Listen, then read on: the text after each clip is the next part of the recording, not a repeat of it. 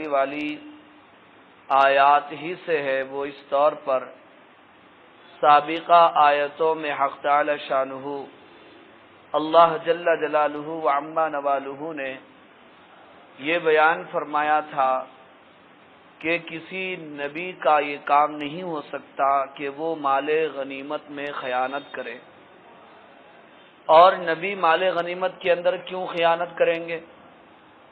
اس لیے کہ اللہ تعالی نے نبی کو اختیار دیا ہے، مال غنیمت آپ کے قبضے میں ہے، آپ جو ہے اپنے لیے بھی رکھ سکتے ہیں اور مجاہدین کے درمیان تقسیم کر سکتے ہیں، تو آپ صلی اللہ علیہ وسلم جو ہے کیوں مال غنیمت میں خیانت کریں گے؟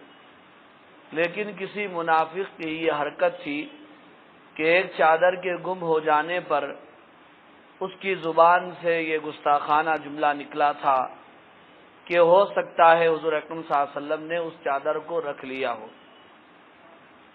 تو قرآن مجید نے اس کی نفی فرما دی کہ یہ نبی اور پیغمبر کا کام نہیں ہو سکتا۔ نبی اور پیغمبر تو اعلیٰ اخلاق والے ہوتے ہیں، اعلیٰ کردار والے ہوتے ہیں اور امانت دار ہوتے ہیں، دیانت دار ہوتے ہیں، وہ خیانت کرنے والے نہیں ہوتے۔ اس کے بعد اللہ تبارک و تعالی نے حضور اکرم صلی اللہ علیہ وسلم کا مقام اور آپ صلی اللہ علیہ وسلم کا مرتبہ اور آپ صلی اللہ علیہ وسلم کی عظمت اور شان بیان کرتے ہوئے ارشاد فرمایا کہ اے مومنو، ہم نے اپنا محبوب تمہارے درمیان بھیجا، یہ ہمارا احسان تمہارے اوپر ہے۔ اس لیے کہ کوئی اپنا محبوب کسی کو تھوڑا ہی دیتا ہے، سب کچھ دینے کے لیے تیار ہو جاتا ہے آدمی، لیکن محبوب کی قربانی نہیں دیتا۔ لیکن اللہ نے کیا کیا؟ اپنا محبوب ہمارے درمیان جو ہے مبعوث فرما دیا۔ یہ اللہ تعالی کا ہم پر بہت بڑا احسان ہے۔ چنانچہ اللہ تعالی کا ارشاد ہے، لقد من اللہ علی المؤمنین، بے شک اللہ تعالی نے احسان فرمایا ہے مومنوں پر۔ منا کا ترجمہ آتا ہے احسان کرنا۔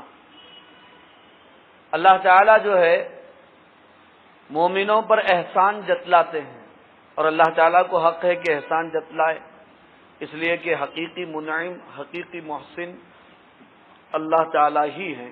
اللہ تعالیٰ کے سوا اور کوئی احسان کرنے والا نہیں ہے۔ اللہ تعالیٰ احسان جتلا سکتے، تو اللہ تعالیٰ احسان جتاتے ہیں کہ اللہ نے مومنوں پر احسان کیا۔ آپ پورے قرآن مجید کا مطالعہ کیجئے، قرآن مجید کی تفسیر سنیے اور پڑھیے۔ پورے قرآن میں اللہ نے بہت کچھ بیان فرمایا، لیکن کسی نعمت کو بیان فرما کر، کسی چیز کو ذکر فرما کر اللہ نے احسان کو نہیں جتایا۔ اللہ نے آسمان پیدا کیے، زمین پیدا کیے، پہاڑوں کو نصب فرمایا، دریاؤں کو بہا دیا اور ہر نعمت سے سرفراز کیا، لیکن اللہ نے یہ نہیں فرمایا کہ میرا احسان مانو، میں جو ہے آسمان پیدا کیا ہوں، زمین پیدا کیا ہوں، پہاڑوں کو نصب کیا ہوں، اور آگ، ہوا، پانی، عناصر اربعہ تمہارے لیے میں نے پیدا کیا۔ اللہ نے احسان نہیں جتایا، لیکن اللہ تعالیٰ نے ایک نعمت پر احسان جتایا ہے، وہ نعمت ہے حضور اکرم صلی اللہ علیہ وسلم کی شکل میں، اور آپ صلی اللہ علیہ وسلم کی ذات بابرکت۔ ہم اللہ نے جو فرمایا کہ میرا احسان مانو، کیوں؟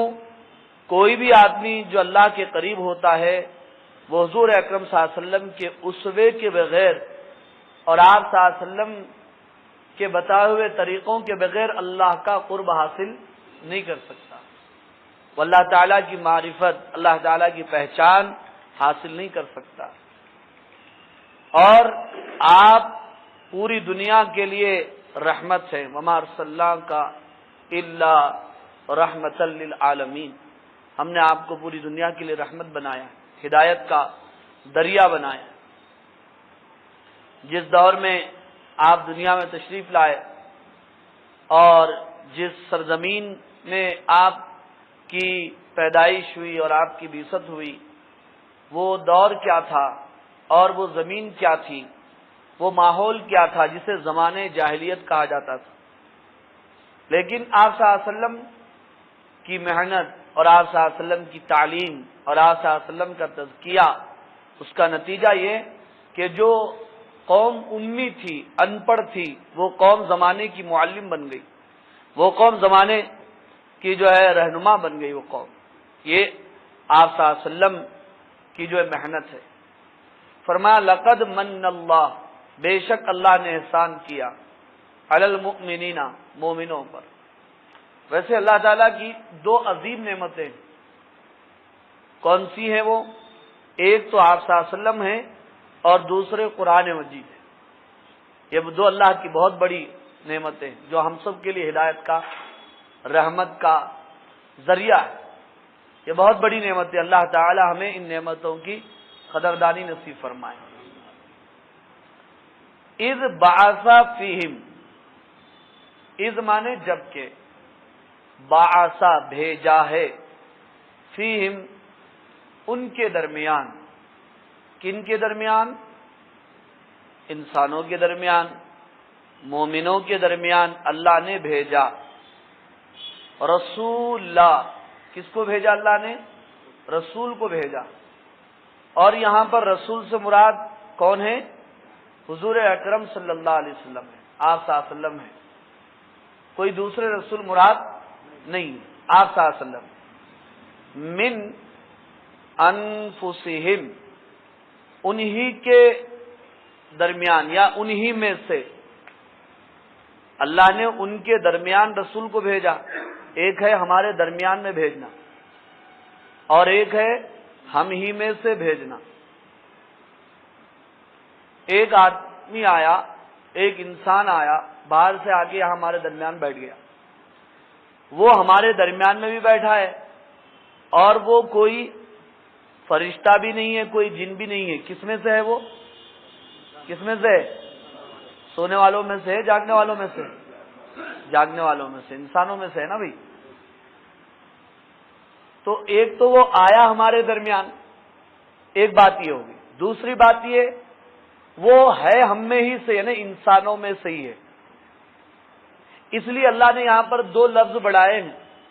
ایک لفظ اللہ نے بتایا فیہم، ہم نے ان کے درمیان بھیجا رسول کو، اور وہ رسول من انفسہم، انہی میں سے ہیں، یعنی انسانوں میں سے ہی ہیں، کوئی فرشتہ نہیں ہے۔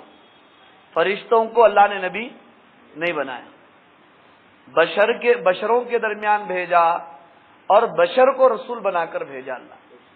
اس لیے فرمایا من انفسہم، انہی کے درمیان، انہی میں سے ہم نے رسول بھیجا۔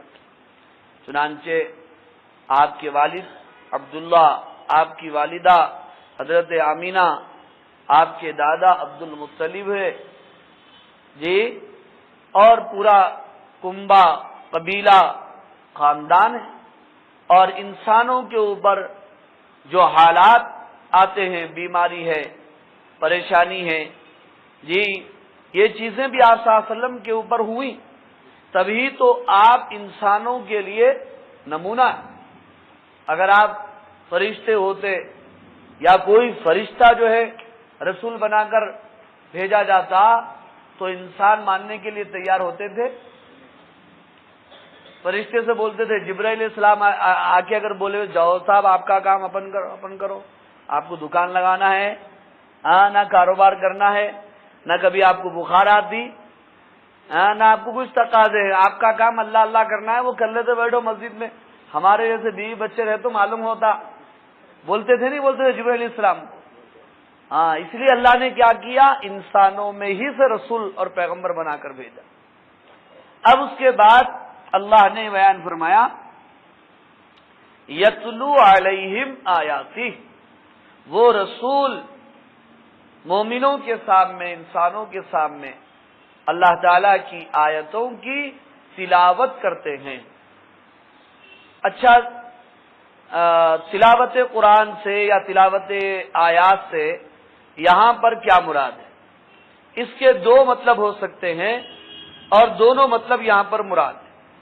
ایک مطلب تو یہ ہے کہ آپ صلی اللہ علیہ وسلم لوگوں کے سامنے قرآن مجید کی تلاوت کرتے تھے، جی ایمان اسلام کی دعوت دینے کے لیے اور توحید کو بتانے کے لیے۔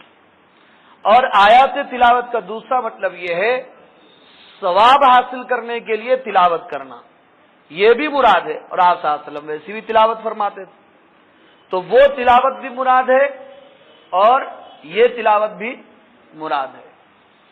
تو ہمیں وہ تلاوت بھی کرنا ہے، لوگوں کو پڑھ کر سنانا بھی ہے، اس کا ترجمہ سنانا ہے، اس کا مطلب بتانا ہے اور اس کی تفسیر کرنا ہے، اس میں تدبر کرنا ہے، یہ بھی کرنا ہے۔ اور دوسرا کام کیا کرنا ہے؟ کہ قرآن مجید کی روزانہ تلاوت بھی کرنا ہے، قرآن مجید کو دیکھ کر پڑھنا ہے۔ حدیث میں آتا ہے کہ جو قرآن مجید کی تلاوت کرتا ہے تو ایک حرف پر اللہ تعالیٰ اس کو 10 نیکیاں عطا فرماتا، اور یہ نیکیوں کے سکے دنیا میں نظر نہیں آتے، قبر میں اور انشاءاللہ قیامت میں کام آئے۔ اور جب یہاں کے ڈالر، دینار، دراہم، ریال، ویال کچھ وہاں کام نہیں آتے، اس لیے جہاں ہم روزانہ قرآن مجید کی تفسیر سنتے ہیں تو وہیں پر ہمیں چاہیے کہ وقت نکال کر ہم روزانہ ایک پارہ ہی صحیح یا آدھا پارہ جو قرآن مجید دیکھ کر بھی ہم تلاوت کریں گے انشاءاللہ۔ پھر آگے فرمایا وَيُزَكِّيهِمْ، اور وہ رسول ان کا تزکیہ کرتے ہیں۔ یزکی، زکا یزکی کا ترجمہ کیا ہے؟ تزکیہ کرنا، اور تزکیہ کس کو کہتے ہیں؟ صفائی کرنا۔ اور ایک صفائی تو ہم سمجھتے ہیں کہ گھر کو جھاڑو دے دیے، کچرا ہے تو صاف کر دیے، وہ صفائی یہاں پر مراد ہے۔ یہاں پر جو صفائی ہے دلوں کی صفائی، جو انبیاء دنیا میں محنت کرتے ہیں وہ دلوں کے اوپر محنت کرتے ہیں۔ دلوں میں بہت گندگی ہوتی ہے، یعنی جیسے غرور کی گندگی ہے، اور بغض کی گندگی ہے، حسد کی گندگی ہے، کفر کی گندگی ہے، ایمان کی کمزوری کی گندگی ہے۔ تو انبیاء اکرام کیا کرتے ہیں؟ اس کے اوپر محنت کرتے ہیں اور جو ہے تربیت کرتے ہیں۔ اور آپ صلی اللہ علیہ وسلم بہترین تربیت کرنے والے، آپ سے بڑا کوئی مربی نہیں، آپ سے بڑا کوئی مرشد نہیں، جو آپ نے اپنے صحابہ کی جو ہے جس انداز سے جو ہے تربیت فرمائی، آج اس میں کا ایک حصہ بھی ہمارے درمیان نہیں ہے۔ نہ ہم تربیت یافتہ ہیں، نہ ہم کسی کی ہم تربیت کر سکتے۔ مسجد میں ایک بیچارہ آ گیا اور آ کر کے مسجد میں پیشاب کرنے لگا، حضور اکرم صلی اللہ علیہ وسلم کے زمانے میں۔ صحابہ دوڑے اس کو روکنے کے لیے، آپ نے صحابہ کو روک دیا، اسے چھوڑ دو۔ صحابہ رک گئے، جب وہ مکمل پیشاب کرنے سے فارغ ہوا تو اللہ کے نبی نے اس کو بلایا، کہاں سے آئے ہو، کیا نام کیا ہے، اور سب پوچھا، اور بالکل جو ہے خندہ روئی سے آپ نے اس کو سمجھایا یہ مسجد ہے، اللہ تعالیٰ کا گھر ہے، اس میں پیشاب نہیں کیا جاتا، پیشاب کے لیے جو باہر جو ہے جانا چاہیے، اللہ کا گھر پاک اور صاف رکھنا چاہیے۔ اس کے بعد آپ نے صحابہ کو حکم دیا پانی لے کر آؤ، صحابہ ایک ڈول پانی لے کر آئے اور اس کے اوپر بہا دیے، قصہ ختم ہو گیا۔ کیسی بہترین تربیت ہے آپ بتائیے، اور ہم یہ کام کر سکتے ہیں؟ یہ ہے تزکیہ، ہمارے اندر ایسے اخلاق آنا چاہیے۔ اصل میں یہ چیز ہے تزکیہ۔ تعلیم سے زیادہ اہمیت تزکیہ اور تربیت کی۔ ایک آدمی میں تعلیم نہیں ہے مگر تربیت ہے، وہ بہت اچھی بات ہے، بہت بڑی بات۔ اور ایک آدمی میں تعلیم ہے لیکن تربیت نہیں ہے تو بیکار ہے وہ۔ یہاں پر بھی دیکھیے اللہ نے پہلے تربیت کی بات فرمائی، بعد میں تعلیم کی بات فرمائی۔ وَيُزَكِّيهِمْ، نبی جو ہے ان کا تزکیہ کرتے ہیں، تربیت کرتے ہیں۔ وَيُعَلِّمُهُمُ الْكِتَابَ وَالْحِكْمَةَ، اور نبی جو ہے ان کو یعنی انسانوں کو مومنوں کو تعلیم دیتے ہیں کتاب کی. کتاب سے مراد یہاں پر قرآن مجید کی تعلیم. ایک بات یہاں پر آپ ذرا غور سے سنو. قرآن کون سی زبان میں ہے؟ عربی زبان میں الحمدللہ. اور حضور اکرم صلی اللہ علیہ وسلم بھی عربی ہیں. ٹھیک ہے. اور جس قوم پر قرآن اترا وہ قوم کون سی زبان بولنے والی تھی؟ عربی زبان جاننے والی. لیکن پھر بھی تعلیم کی ضرورت پڑی. نہیں صاحب عربی کتاب ہے، عربی قوم ہے، تعلیم کی کیا ضرورت ہے، پھر بتانے کی کیا ضرورت ہے، خود کتاب کھول لیے اور پڑھ لیے. ایسا نہیں ہوا. وہ عربی جاننے والے لوگ حضور اکرم صلی اللہ علیہ وسلم کے سامنے بیٹھے اور آپ نے جو ہے ان کو قرآن کی تعلیم دی. کس لفظ کا کیا مطلب ہے بتایا. یہ نہیں صاحب ہمارے کو سب کچھ آتا لے کے بیٹھ گئے، ہم جو سمجھ رہے وہی ٹھیک ہے. یہ نہیں. اللہ کے نبی نے باضابطہ تعلیم فرمائی، کتاب کی تعلیم دی. ورنہ عربی تو ان کی تھی، زبان عربی تھی ان کی، لیکن بعض اوقات ایسے بھی واقعات پیش آئے کہ آیتوں کا مطلب سمجھ نہیں سکے، ہنسی مذاق کا ذریعہ بن گئے. سورہ بقرہ کے اندر ہی ہے کہ سحری کا جو وقت ہے اس سلسلے میں آیا کب تک کھانا چاہیے. تو قرآن کی ایک آیت ہے کہ جب تک جو ہے کالا دھاگا سفید دھاگے سے جو ہے الگ ہو جائے اس وقت تک کھا سکتے ہیں. تو ایک صحابی کیا سمجھے، واقعی جو ہے کالا دھاگا سفید دھاگا دو دھاگے کو لا لیے اور تکیے کے نیچے رکھ لیے، کھانا شروع کر دیے. اور بار بار دیکھ رہے ہیں اندھیرے میں نکال کے دونوں دھاگے الگ الگ دکھ رہے ہیں کیا. پھر حضور سے آگے بولے اے اللہ کے رسول جو ہے میں نے ایسا کیا. تو اللہ کے نبی نے فرمایا اوہو تمہارا تکیہ تو بہت بڑا ہے میاں، اس کے اندر جو سب کچھ آ گیا. حالانکہ کالے دھاگے سے سفید دھاگے سے مراد وہ دھاگے نہیں تھے بلکہ دن اور رات مراد. دیکھو عربی جاننے والے پھر بھی جو ہے غلطی ہو رہی. اور ہم تو نہیں صاحب ہم سب کو سمجھ سکتے ویسی کوئی بات نہیں. اس لیے خاص طور پر فرمایا وَيُعَلِّمُهُمُ الْكِتَابَ، نبی ان کو کتاب کی تعلیم دیتے ہیں حالانکہ زبان ان کی عربی. والحکمہ، اور نبی ان کو حکمت کی تعلیم دیتے ہیں. حکمت سے مراد کیا ہے؟ حکمت کے کئی ایک معنی آتے. ایک معنی تو حکمت کے دانائی کے ہیں، دانش مندی کے ہیں، اور ایک معنی سنت کے ہیں جو مفسرین نے بیان فرمایا، حدیث کے ہیں. یعنی اللہ کے نبی جہاں کتاب کی تعلیم دیتے ہیں وہیں پر حدیث کی تعلیم دیتے ہیں، وہیں پر سنت کی تعلیم آپ دیتے ہیں.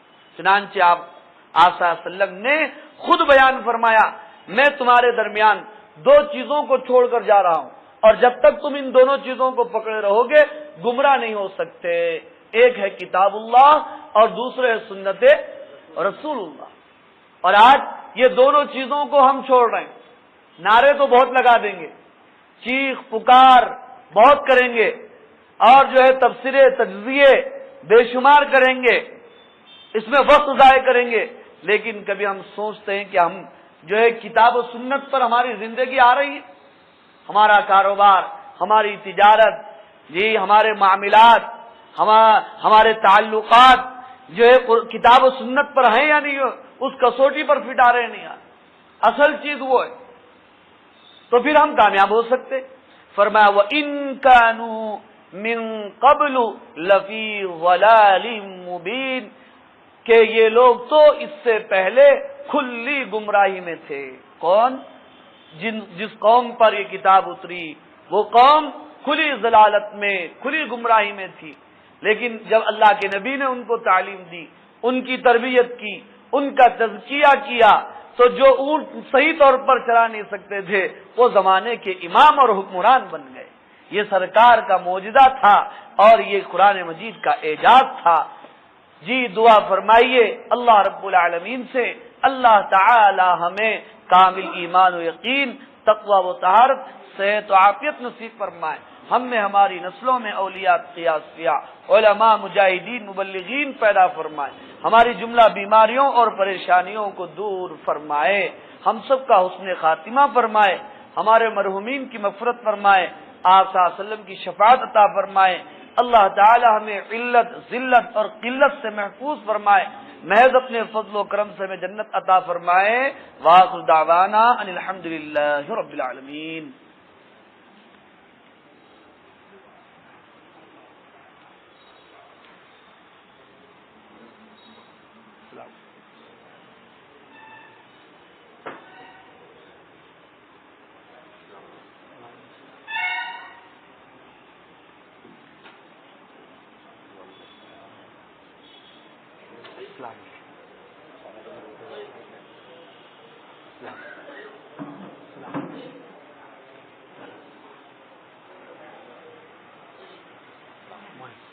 الحمد